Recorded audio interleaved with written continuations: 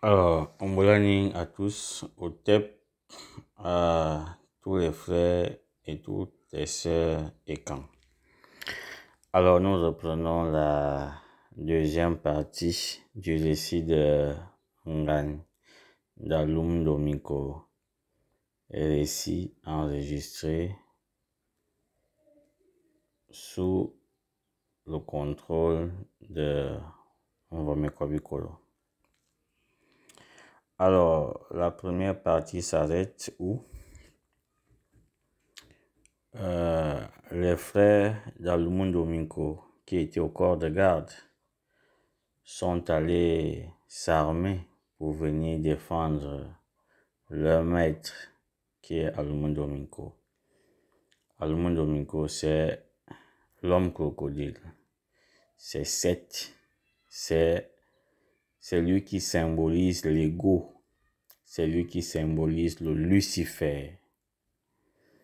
Et lorsqu'on dit que ses frères sont quittés du corps de garde pour rentrer chez eux, aller prendre les armes, ça veut dire que tous les égos, tous les péchés, tous les misum, tous les motum qui tournent autour de leur grand chef, le Lucifer, se sont mis à se manifester. Donc tous ces égos-là étaient en manifestation pour en finir avec Zemodan et son équipe. Et nous avons dit que Alum Domiko, voyant les menaces de Zemodan, avait sorti un couteau sous le bas-ventre. C'est ce couteau qu'on a appelé Ngonontono.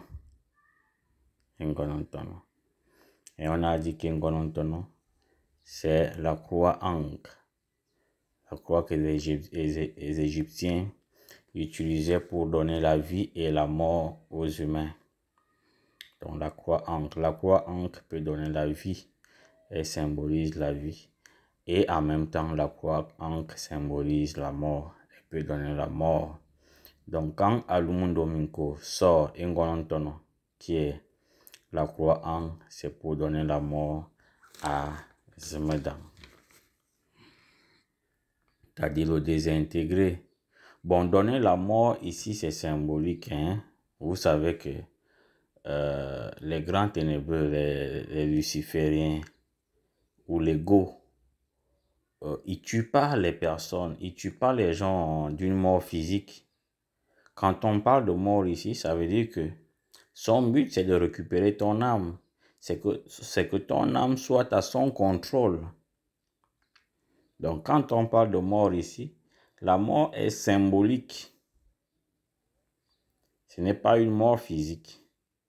C'est parce que les anciens estimaient qu'une âme qui est au contrôle de l'ego, une âme qui est au contrôle de Seth, une âme qui est sous le contrôle total des agrégats psychiques, c'est une âme morte. Elle ne peut plus être vivante. Parce qu'une âme vivante est une âme libérée. Une âme qui est en paix. Une âme qui peut voler dans les espaces infinis. Donc la mort ici est symbolique. Il ne s'agit pas de la mort physique ou de la mort biologique. Une fois ce détail précisé, on a dit que lorsque Alum Domiko sort Ngonontono, ana ondutum wakunya onloyop et ondutumote omanako korana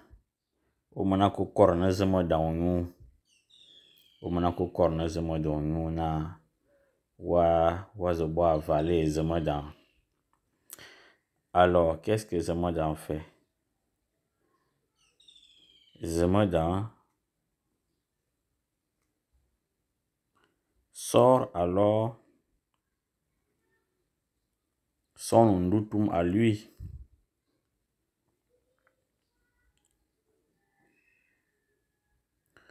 Zemodan sort son ondutum à lui. On a dit qu'ondutum c'est quoi? Ondutum ça symbolise la Kundalini. Pour ceux qui ne connaissent pas la la Kundalini, c'est un mot sanskrit qui vient du bouddhisme. La Kundalini est représentée dans le bouddhisme comme un arc-en-ciel.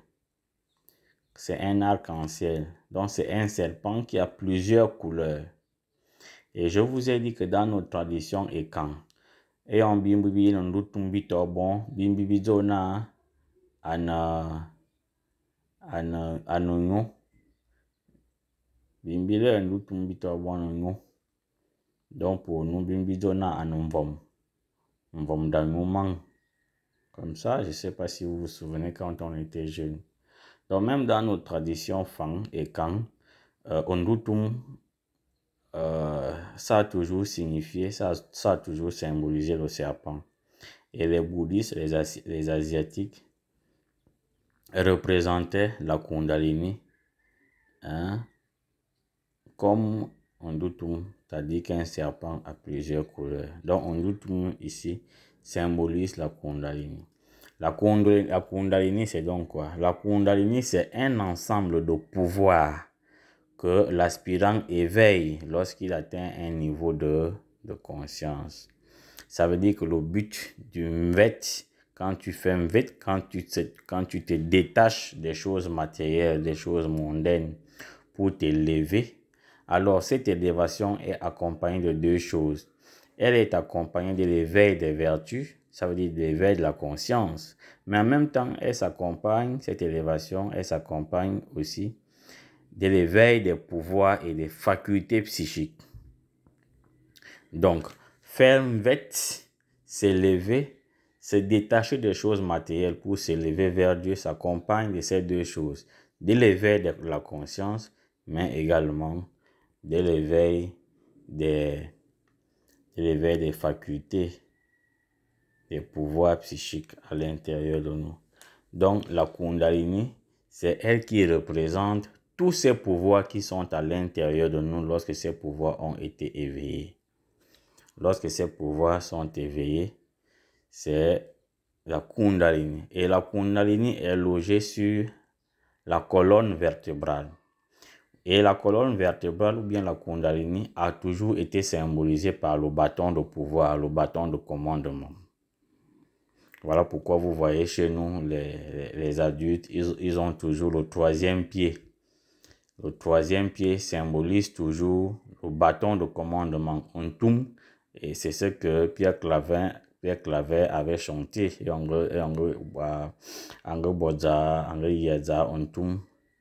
Ontum symbolise justement le troisième pied. Ça veut dire la Kundalini. Ça veut dire le serpent sacré. Lorsque il est éveillé sur la colonne vertébrale.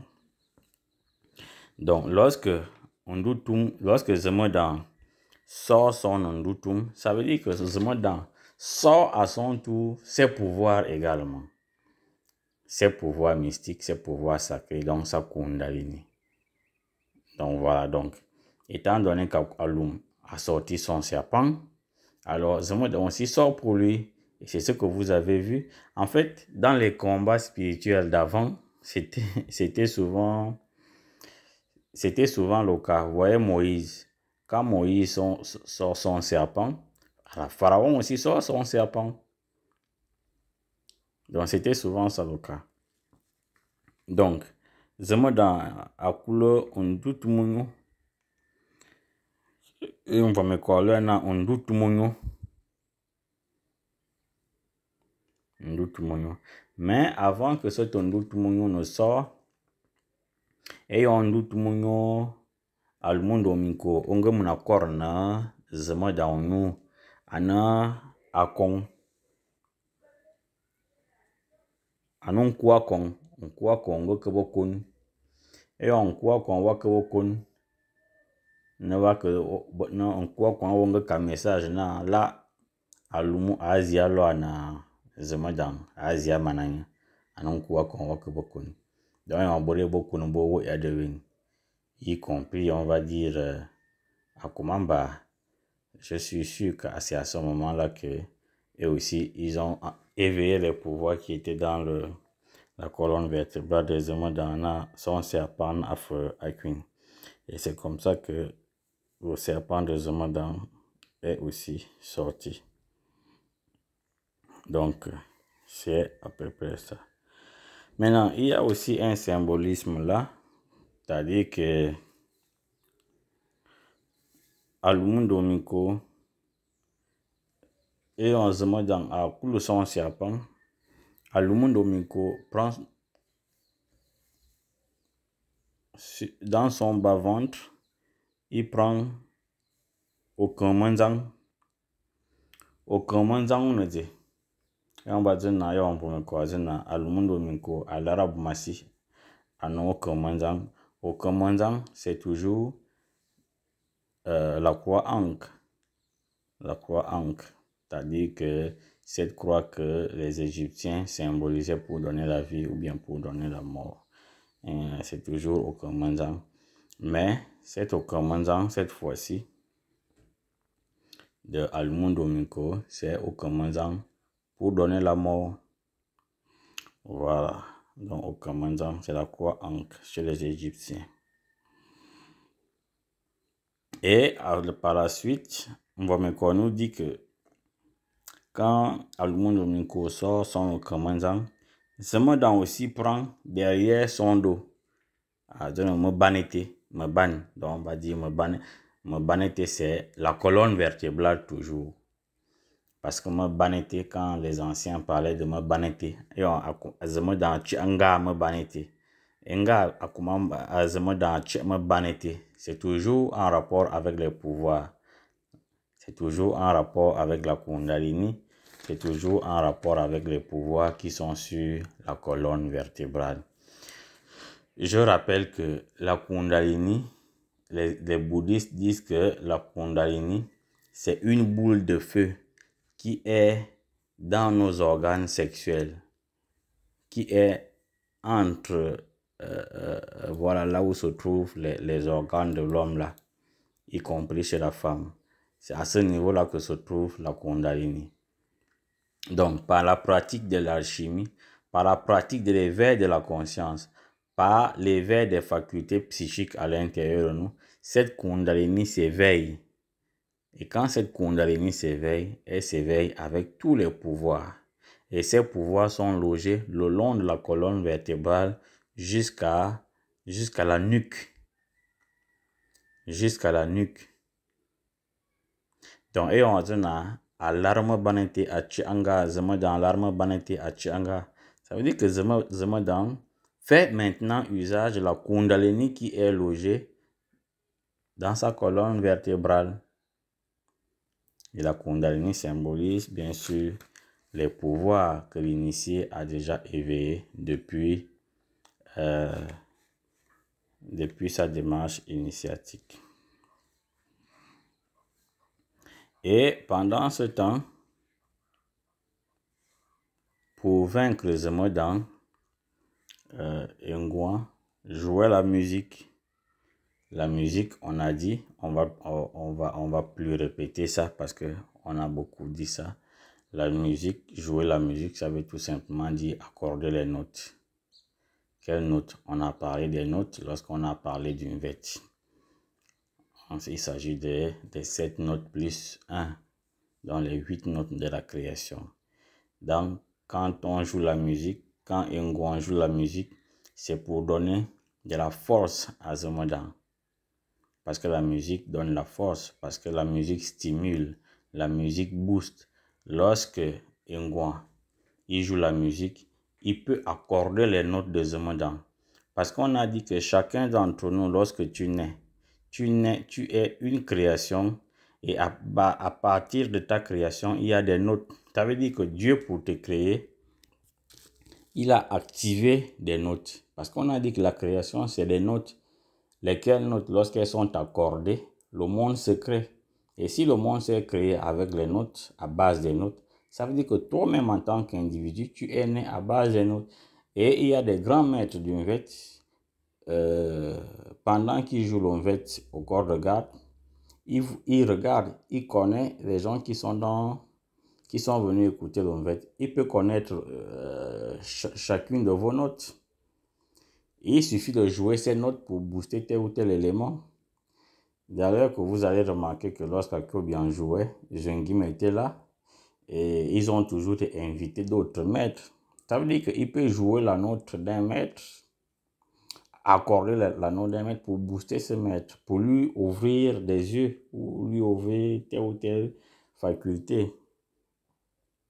Donc, si un maître connaît ta note, il peut jouer ta note pour te booster, pour te charger, pour te remplir d'énergie, de pouvoir, ainsi de suite.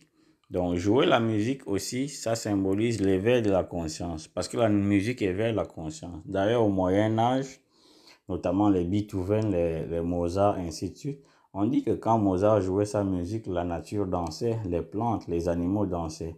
Donc, la musique par les notes, si on joue les notes de la nature, la nature peut danser, les forêts. Ils connaissaient les notes des animaux. Par exemple, la note des chiens. Si quelqu'un joue la note d'un chien, le chien peut se mettre à danser. Déjà, à travers les notes, on peut parler à un chien, puisque tu connais sa note. Donc, il suffit d'articuler ces notes et le chien peut comprendre ce que tu dis. D'ailleurs, c'est ce que font la plupart des gens qui conversent avec des animaux, qui parlent avec des animaux. C'est sous forme de notes. Et ces notes-là, en Égypte, les notes, on pouvait symboliser les notes par des signes. Par des signes. Et voilà pourquoi vous voyez aussi les sourds-muets et tout ça là, ils ont des signes pour communiquer.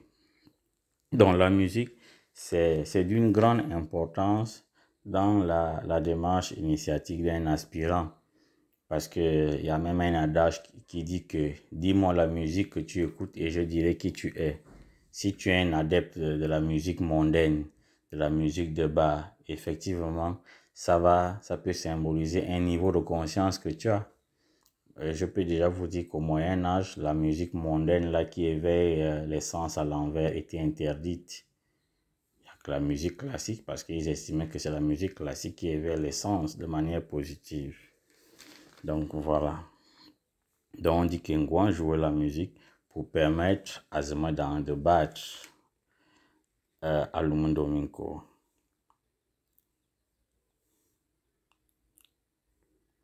Et une fois Ingouan jouait la musique, Alum sort avec un autre secret. Alumundominko sort un autre secret. Il sort maintenant ce qu'il appelait Zominkan, qui lance à Zemadan. Zominkan, c'est quoi? Zominkan, comme je vous ai dit, c'est la Kundalini. Et à l'intérieur de la Kundalini, il y a plusieurs types de pouvoirs. Donc, il sort pouvoir par pouvoir pour pouvoir éliminer ou en découdre avec ce montant. Cette fois-ci, Alumundominko sort Zominkan. Et je rappelle que la Kundalini, on l'appelle Kundalini lorsqu'il s'agit de l'éveil des pouvoirs positifs. Mais on parle de l'organe kundartigateur lorsqu'il s'agit d'un ténébreux, d'un aspirant qui a éveillé les pouvoirs à l'envers. Parce que dans le monde de la magie, il y a ceux qui éveillent les pouvoirs à l'envers, qu'on appelle des ténébreux, les lucifériens, et il y a ceux qui éveillent les pouvoirs à l'endroit. C'est ceux qui sont des aspirants à la lumière. Donc, tous les pouvoirs qu'Alumundominko sont là, ce sont des pouvoirs éveillés à l'envers. Et on a dit que pour éveiller les pouvoirs à l'envers, ils utilisent l'alchimie ténébreuse, ça veut dire la sexualité ténébreuse. Cette sexualité qui a un rapport avec la sodomie, avec la pédophilie, avec la fornication, avec les partous, avec toutes les abominations sexuelles dont on entend aujourd'hui. Savez-vous, on disait que à partir de la sexualité, on peut tuer quelqu'un et on peut lui donner la vie. Donc la sexualité peut donner la vie, tout comme la sexualité peut donner la mort. À travers la sexualité, quelqu'un peut éveiller les pouvoirs, soit à l'envers, ça ce sont les ténébreux, les lucifériens. À travers la sexualité, quelqu'un peut aussi éveiller les pouvoirs à l'endroit. Donc, ce sont les aspirants à la lumière. Donc, pour ce qui est du cas d'Alumondo Minko, nous sommes face à un ténébreux qui a éveillé le pouvoir à l'envers. Et donc, il a éveillé l'organe kundartigateur. Et celui qui a éveillé le pouvoir à l'endroit, le pouvoir de la colonne vertébrale, symbolisé par les boules de différentes couleurs, un dessin que j'ai envoyé dans le forum il y a cela quelques semaines, et dont les Japonais appellent les sangoku, qu'on appelle chez les bouddhistes les chakras. Donc, une fois que tu as éveillé ces pouvoirs-là, on parle de Kundalini. Et à l'intérieur de la Kundalini, il y a plusieurs pouvoirs. À l'intérieur de l'organe kundartigateur, il y a plusieurs pouvoirs. Donc cette fois-ci, Alumondo Minko sort Zominkan qui lance à Zemedan. Et Zemedan, pour arriver à bout de Zominkan, il va prendre ce qu'on appelle Ba. Ba, je ne connais pas ça très bien. C'est les gens qui sont aux boutiques qui connaissent mieux ça. C'est un arbre, je pense que ça doit être... je ne connais pas, mais c'est souvent un produit rouge, blanc là. Donc, ils mélangent ça avec des produits et ils mettent souvent des taches sur la figure là. Ils mettent souvent les taches sur la figure. Donc, les boutistes utilisent plus le blanc. Mais il y a aussi la même chose en rouge. Donc, c'est une poudre. C'est une poudre qui provient des écorces. Ils mélangent avec certains produits, soit l'eau, mais bien d'autres produits avec des plantes. Et ça devient une poudre mouillée qui se met souvent sur la figure là. Donc, c'est ce qu'on appelle Ba. Et ce Ba là, normalement, ce Ba là provient de, je crois, du Keva Zingo, le Ba rouge au vin. Donc, on te dit que Zemedan, il a pris le Ba et il a frotté au bas-ventre. Il a frotté au bas-ventre et il a aussi frotté ça à Mbanete, c'est-à-dire entre les épaules. Et je pense que quand on dit qu'il a frotté ça au bas-ventre et entre les épaules, qu'est-ce que ça symbolise? Vous savez, au bas-ventre, il ne va pas dire qu'il a frotté ça au sexe. Il va dire qu'il a frotté ça au bas-ventre. Mais au bas-ventre, on sait très bien que c'est en rapport avec le sexe. Mais en même temps, le bas-ventre en rapport avec les pouvoirs du sexe. Et quand il frotte ça entre les épaules, je pense que c'est pour stimuler la Kundalini. Ou alors pour activer tous les pouvoirs de la Kundalini qui sont au bas-ventre, donc dans la colonne vertébrale.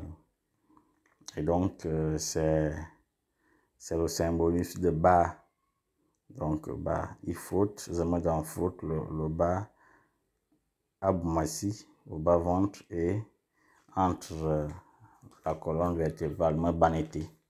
Donc, justement pour activer ses pouvoirs ou alors déclencher l'ensemble de ses pouvoirs pour venir à bout de Zominkan, qui est le dernier pouvoir qui reste à Alumondo Minko. Et une fois il a frotté le bas entre les épaules, Mbanete, et il a commencé à capter le Zemedan Mbamon on loyop, à le Zemedan Mbamon loyop. Qu'est-ce que ça signifie? Ça veut dire que vous savez, on loyop, c'est là où il y a la glande pinéale. Et la glande pinéale est le centre de l'énergie de l'homme. La glande pinéale, tu vois, il y a souvent au-dessus de la tête, là, au centre de la tête, il y a souvent un trou là. Voilà, et c'est là où il y a la glande pinéale. Et même c'est par là que quand le truc là bat encore, parce que le truc là respire, c'est comme le ventre, ça respire. C'est par là qu'on peut introduire à l'intérieur de l'enfant des pouvoirs, et c'est par là qu'on peut aussi soutirer ou bien faire sortir des pouvoirs à l'enfant. Donc, et on se met dans aka tuyam vama ezezanlo à l'umundo minko. C'est qu'il est en train de soutirer tous les pouvoirs dans l'umundo minko. C'est-à-dire que les pouvoirs qui sont dans l'organe condatigateur, c'est-à-dire dans la colonne vertébrale dans l'umundo minko, je me en train de les faire sortir pour les avaler, pour que ça rentre chez lui. Donc, ça veut dire qu'il est en train de vider Zemodan de tous ses pouvoirs pour en venir à bout de Zominkan. Donc, voilà ce que ça veut dire. Donc, pour en venir à bout, Zemodan, il prend donc un longam. Un longam, qu'est-ce que ça veut dire? Quand Mbomeko parle d'un longam. Bon, déjà, vous connaissez ils ont ballonné en long, quand la chicotte qu'on utilise, on utilisait souvent au village pour taper les élèves, les maîtres. Donc, en long, voilà. Et maintenant, ongam, c'est aussi la même chose, c'est une chicotte. Mais pourquoi il met ça ensemble? À Moselle, alors, en longam.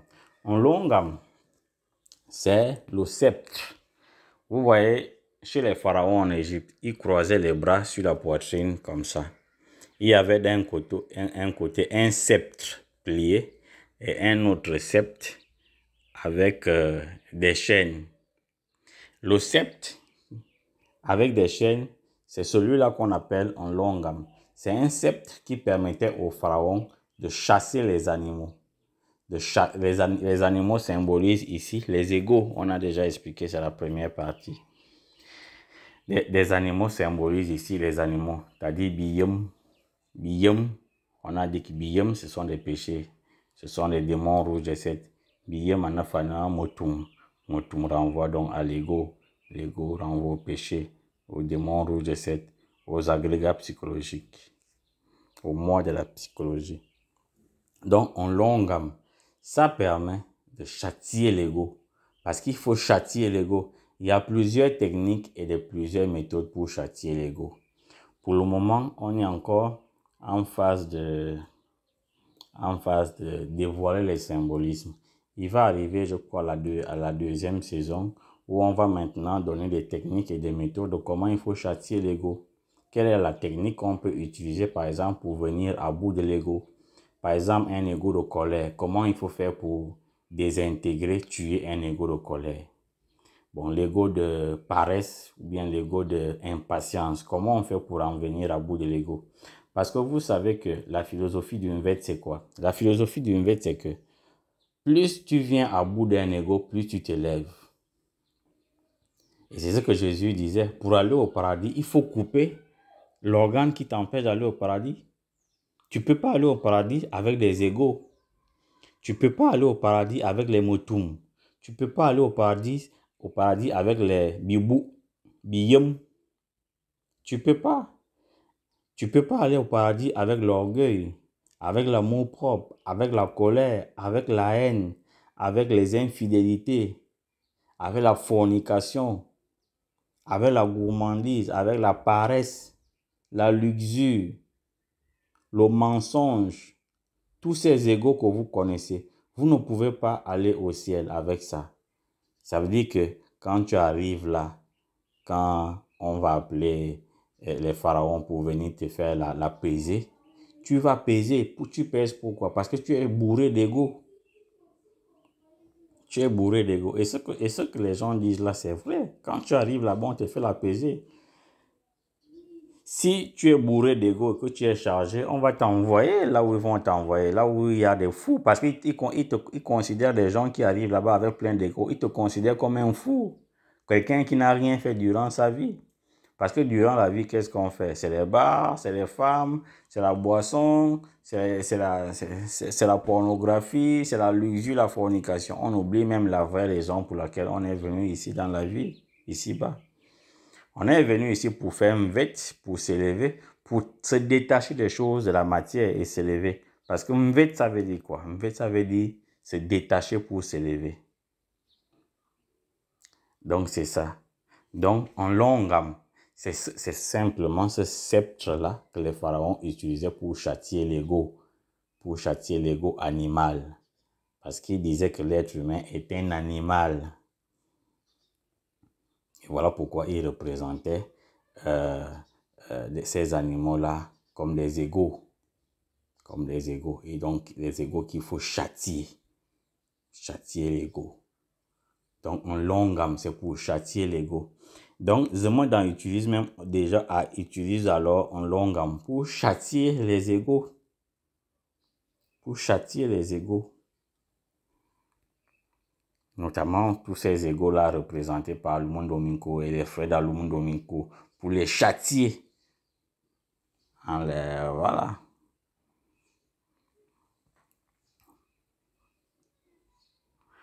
Et donc, après avoir sorti un longam, Zemmodan pour venir à bout de Zominkan, qui est le dernier pouvoir qu'Alumundo Minko a sorti. Zemmodan va donc sortir un colombilo. Un colombilo. Donc, on va me dire qu'à Zemmodan à l'arabe massi. À l'arabe massi, a dû un colombilo. Un colombilo, c'est quoi? C'est la même chose que je viens de vous dire tout à l'heure, c'est la croix Ankh. Maintenant, c'est la croix Ankh qui donne la vie. L'autre d'Alumundo Minko, c'était la croix Ankh qui donnait la mort. Et lui, il sort ça pourquoi? Parce qu'il a déjà châtié les bêtes, il a déjà châtié les animaux, il a déjà châtié le péché, il a déjà châtié les démons rouges de 7 avec un longam. Maintenant, il sort un colombilo, c'est-à-dire que la croix Ankh, la croix sacrée, la croix qui donne la vie. Voilà.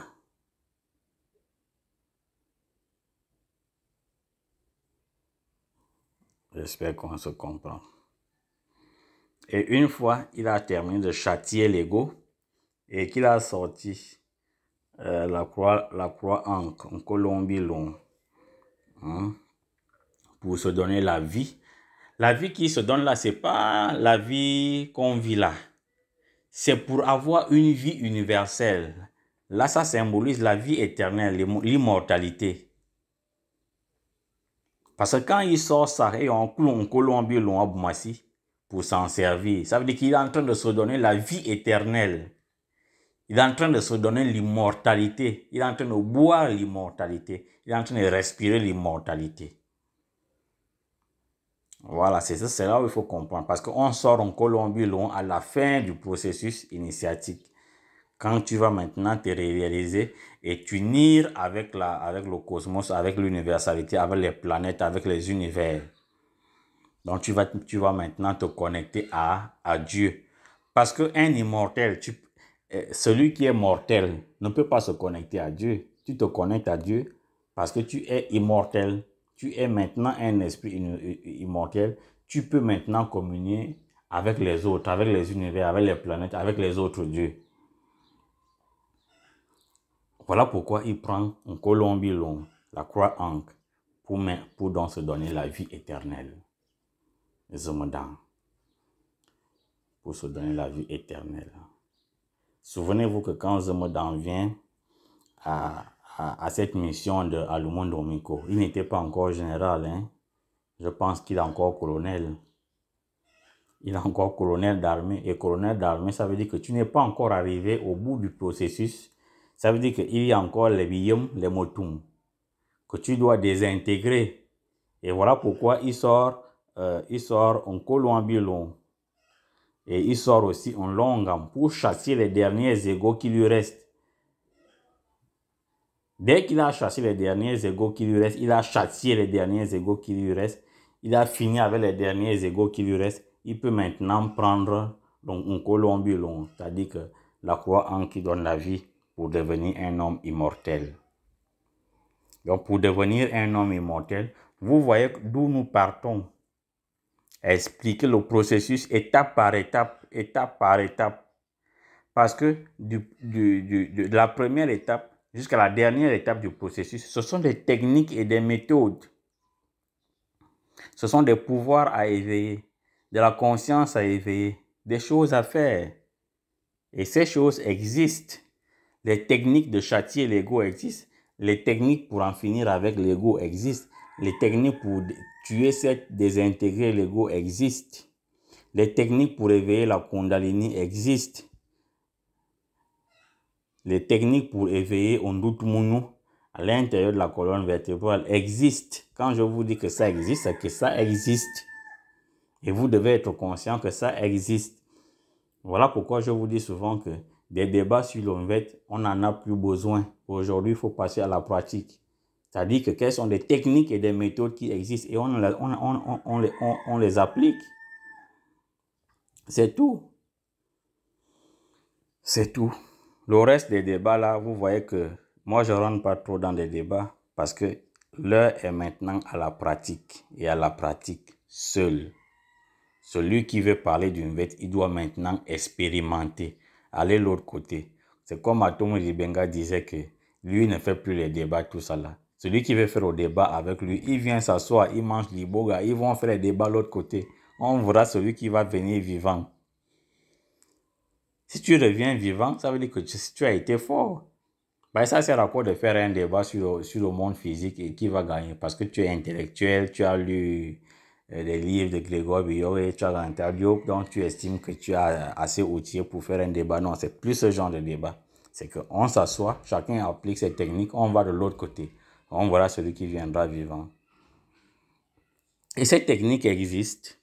C'est que Descartes a dit que moi, je m'en nourris du livre de la nature. Comment Descartes faisait ses recherches dans le grand livre de la nature, dans le cosmos. Ce n'est pas des recherches qu'on va faire dans un livre que quelqu'un a écrit. Non, tu veux faire tes recherches, va de l'autre côté, dans les mondes parallèles, dans les dimensions parallèles. Va faire les recherches là-bas et quand tu reviens, donne-nous les résultats de tes recherches. C'est ce que moi je vous donne aujourd'hui. Moi, je vous donne les résultats de mes recherches. Et les résultats de ces recherches sont incontestables. Parce que vous irez chez les bouddhistes, chez partout où vous irez, vous allez trouver que les symbolismes veulent dire les mêmes choses. L'enseignement est universel. C'est incontestable. Et ça va être difficile pour quelqu'un de venir débattre sur des choses que nous disons ici, parce que c'est incontestable. C'est des choses qu'on peut vérifier. C'est incontestable. Donc, une fois il a terminé de s'en servir, de se servir de Onkolombilon, de la croix Ankh, on dit qu'il a traversé la rivière. La rivière Mongoloa. Mongoloa, me convite sur une rivière. Akiobian parle aussi de cette rivière-là. Mongolo ame convite, Mongolo ame dans Mozon, qu'il a appelé me convite sur une rivière. La rivière là, bon, c'est de l'eau. La rivière symbolise quoi. On va pas aller dans les détails. Mais souvenez-vous que la rivière c'est de l'alchimie. C'est en rapport avec l'alchimie aussi, avec l'eau de vie. Et là, je vais vous sortir le récit de Jésus. Les gens vont aussi me dire, vont encore dire oh, pourquoi il fait. Mais c'est l'enseignement des Juifs qu'on a reçu, catholiques, protestants. Donc, il faut toujours faire la référence. Le discours de Jésus avec la Samaritaine. Donne-moi de l'eau. Oh, pourquoi tu demandes de l'eau à une Samaritaine? Tu sais que toi, les Samaritains et les Juifs, on ne s'entend pas. Qu'est-ce que Jésus lui dit? Ah, si tu savais celui qui te demandait de l'eau.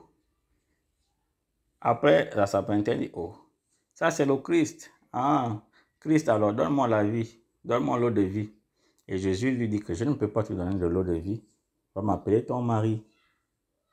Pourquoi Jésus lui dit que va m'appeler ton mari? Parce que il n'y a que son mari qui peut lui donner de l'eau de vie. Parce que les Juifs, un homme ne peut pas donner l'eau de vie à la femme d'autrui.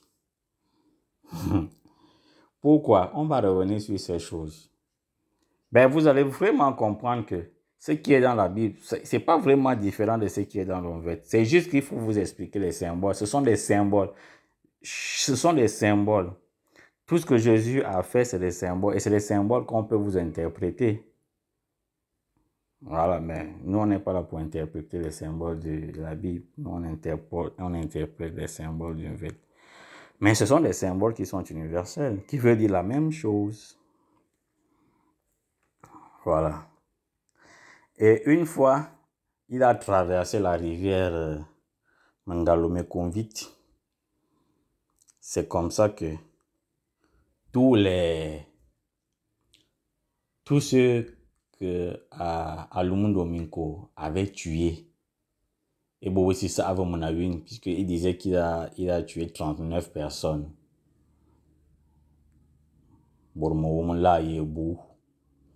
Maintenant, on ne va pas rentrer aussi dans ces symboliques numériques, la numérologie. Ça symbolise quoi? C'est 3 et 9.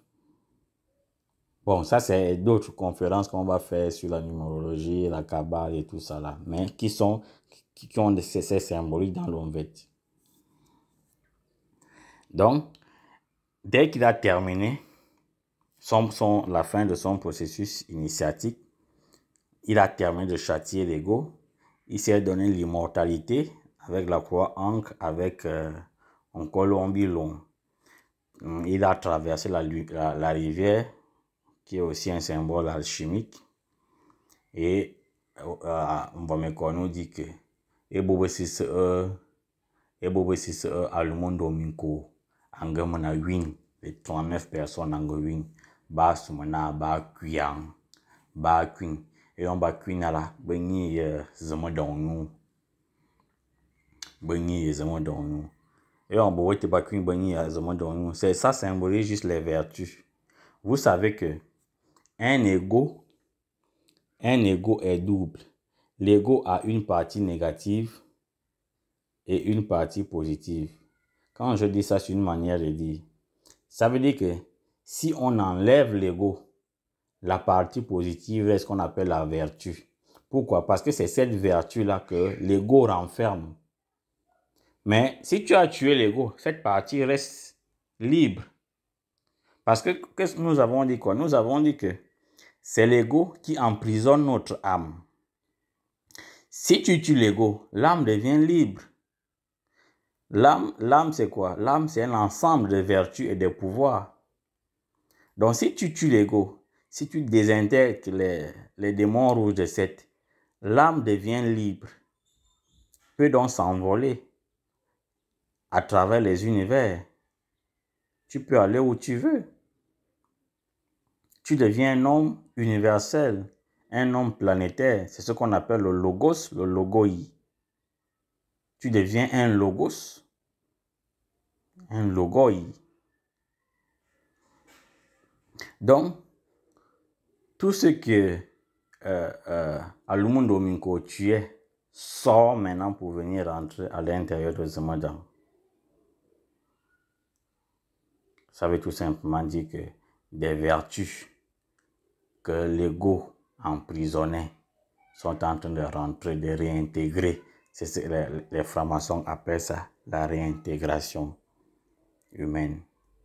C'est-à-dire que tu réintègres tous ces pouvoirs qui étaient enfermés dans l'ego. Tu réintègres tous tes pouvoirs et toutes tes vertus qui étaient au contrôle de l'ego. C'est-à-dire que tout ce qui était au contrôle d'Alumundo Minko, maintenant qu'on a tué Alumundo Minko, on a tué Seth, on a tué le Lucifer, alors les vertus et les pouvoirs que Alumundo Minko, que Seth emprisonné deviennent maintenant libres. Donc, et on va me coordonner. Et bon, si c'est Alumundo Minko, c'est tout simplement des vertus et des pouvoirs qui étaient enfermés dans l'ego. Comprenons ça clair. Et il y a la réintégration de ces vertus et de ces pouvoirs. On a recommandé la peau du crocodile. Et c'est comme ça que Azona Atunungane Kop. Atunungane et Kop. Atunungane Kop, ça veut dire quoi? C'est tout simplement ce que je viens de dire. Ça veut dire que tu enlèves maintenant ce qui enfermait les vertus. Parce qu'un Ngan, ça symbolise quoi? La peau du crocodile symbolise l'ego, le Lucifer. Donc, on va vangane coupe. Ça veut dire que tu libères maintenant l'âme. L'âme qui était emprisonnée. Donc, l'âme qui était emprisonnée, et on va vangane coupe. Tu libères maintenant l'âme. Ça, c'est aussi, ça, c'est des symboles auxquels vous devez maintenant vous habituer. Donc, il y a un coupe. Donc, il libère l'âme qui était emprisonnée. Et il a maintenant une âme pure, une âme parfaite. C'est donc le don de l'immortalité. Et c'est la fin du processus initiatique. Donc, on a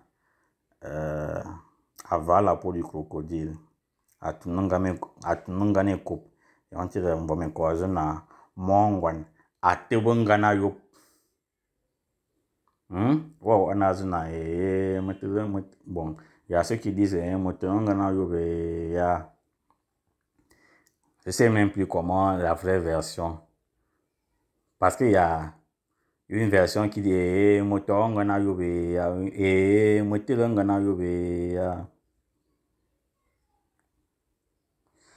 donc en ancienne Égypte, quand vous regardez les tarots de l'ancienne Égypte, et les Égyptiens représentés effectivement, ça symbolisait la fin du processus initiatique. Ça veut dire que tu as fini avec l'ego et il y a eu la réintégration de tous ces pouvoirs élevés des vertus et de la conscience.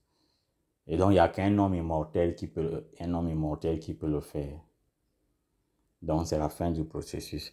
Et c'est là où nous sommes d'accord que les Noirs, les Fang ou les Ekang ont aussi se sont christifiés. Ça veut dire que avant le Bouddha, avant le Mahomet, avant le Bouddha chez les bouddhistes, avant le Mahomet chez les musulmans, avant le Jésus le Christ chez les chrétiens, et Zemodan aussi a fait ça chez les Ekang. Bouddha a fait quoi? Bouddha s'est christifié. Christifié, ça veut dire incarner le Christ. Le Christ est un principe universel. C'était un principe d'immortalité. Les Lao Tse, les Mahomet s'est christifié. Ça veut dire il a accompli le principe christique. Et le Christ est un principe universel. Jésus s'est christifié. Il a accompli le principe christique. Et le Christ est un principe universel. Donc, on va bien en langue jusqu'à ce qu'on a amenable la réintégration de ces pouvoirs et de l'éveil. À tout le monde, ça veut dire que Zemodan a incarné le principe christique. Donc, il s'est christifié. À mon avis, on peut même l'appeler Zemodan le Christ parce qu'il s'est christifié. Il s'est christifié. Jésus le Christ parce qu'il s'est christifié.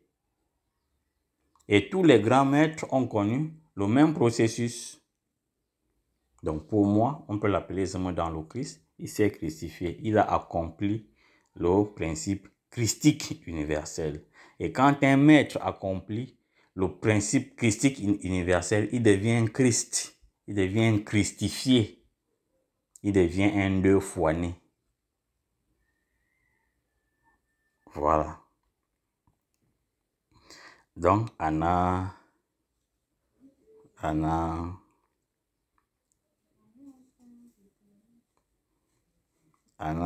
ingwa moye ab ngan. Mais Anna Zemodan asu ananyon atinanga me banete akeda were ngana atinanga ebi. ça veut dire quoi? Nga, ça symbolise la protection. L'arme avec laquelle on utilise, l'arme avec laquelle on tue l'ego, l'arme qu'on utilise pour tuer l'ego. Il n'en a plus besoin, puisqu'il devient un homme universel. Et dans l'enga d'Agbiado, parce que le processus est fini. Le processus est à son terme. Dans le bas de na, à Noatinanga, à Vanga, Mabanti, à Abimangana, Noatinanga et Bi. Vraiment, l'ombette est immense parce que tous les symbolismes christiques sont expliqués dedans, sont présents dedans.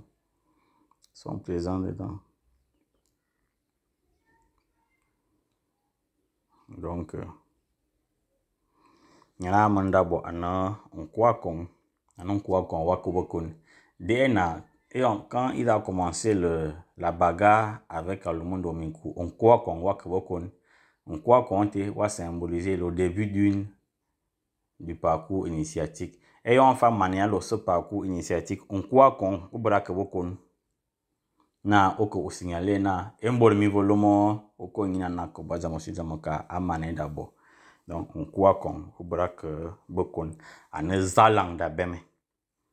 Bon mais quand on dit que ane zalang ngo soyop da beme zalang. Zalan, ça veut dire que on croit qu'on que beaucoup au cas les dieux qui sont là-bas dans Amania, le parcours christique.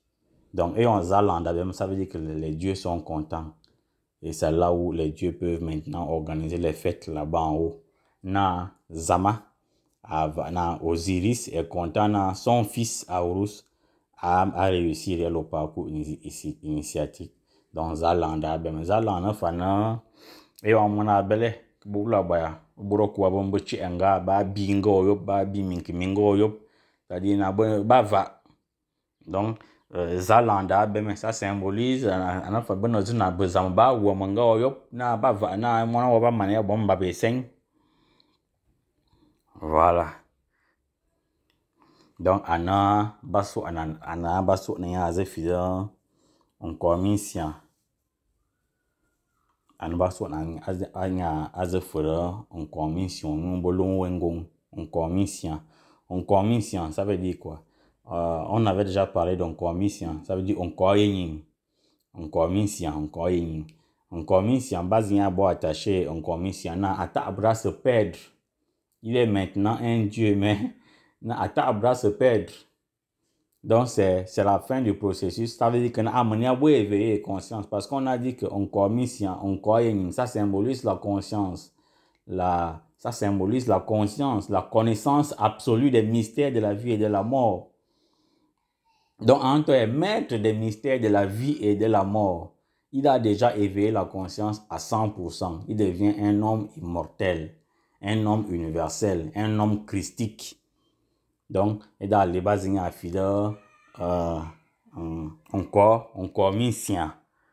encore mission, bolom wengong. Non, ata abra se perdre jamais, et zenda kengong. Ata abra se perdre, amania sing. Voilà. Et après, on va mettre quoi? Azona mindu yamoku. Mindu yamoku malong. Bon, on va pas s'appesantir sur ça parce que les gens pensent que on do yamoku anamamombo non akun. La chouette a toujours symbolisé la clairvoyance. Et la clairvoyance. Donc la clairvoyance mindu yamoku. Ça symbolise certainement des vertus. Les vertus de la clairvoyance, la clairaudience et tout ça.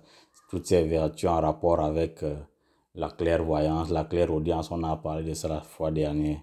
Ça veut tout simplement dire qu'il devient un homme universel, hein, qui peut déjà entendre des choses des autres cosmos, des autres dimensions, les voir, les toucher. Voilà, il bénéficie maintenant des mêmes vertus qu'Akumamba, parce qu'on te dit qu'Akumamba, depuis un gong, à des centaines de kilomètres. Donc,